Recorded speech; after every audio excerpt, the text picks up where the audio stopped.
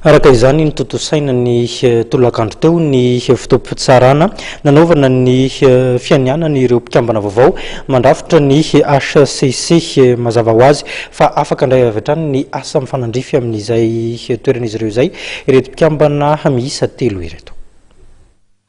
Totosa itolakandro io teny amin'ny lapan'ny fitsarana avo momba ny lalam-panorenana Ambohidahy. Ny fianianana izay nataon'ireo mpikambana 3 vaovao dia i Jean-Éric Rakotoarsoa, Yvonne Raharson ary Farah Alice Andrianarsoa Raveloarsoa. Lanonana izay natrehan'ny filoham-pirenena, ny prime-ministre, ny filohan'ny senita, ny lehiben'ny CNDM, ny mpikambana ao amin'ny gouvernemanta ary ny manam-boninahitra sivily sy miaramila maro. Satria moa dia efa tsy eo amin'ny toeran'ny intsony ny filohan'ity androm-panjakana ity no ny fahataperan'ny fe-potoana iasany dia ny ziokiolo ny mpanolo-tsaina avo no nitarika ny lanonam-pitsarana.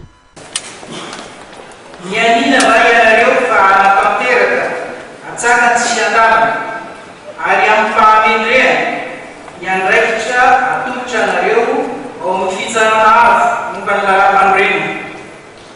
Tsy andany na amin'iza na amin'iza fa handray fanapahan-kevitra ankalalana ka ny fanajana ny lalam-panorenana sy ny lalàna manan-kely ary ireo foto-kely lehibe raketiny no hany ibaiko anareo amin'izany.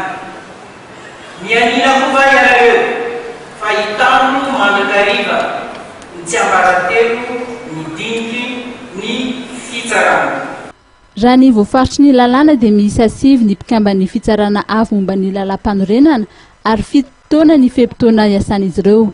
Ny 3 dia tendren'ny filoham-pirenena, ny 2 dia avy amin'ny antenimieram-pirenena, ny 2 hafa avy amin'ny antenimieran-doholona ary ny 1 dia avy amin'ny filan-kevitra amboniny mpitsara. Raha ny fantatra dia amin'ity volana martsa ity no anatanteraka ny fifidianana izay hosolo tenan'izy ireo ao anatin'ny fitsarana avo momba ny lalam-panorenana ny mpitsara. Mbola ivory mba andrindra sy andamina ny fomba fiasa ny fitsarana avo momba ny lalam-panorenana raha ny voalaza ary mbola tsy nisy aloha ny fanehoan-kevitra manokana mikasika ny requête izay napetraky ny PMP ohatra.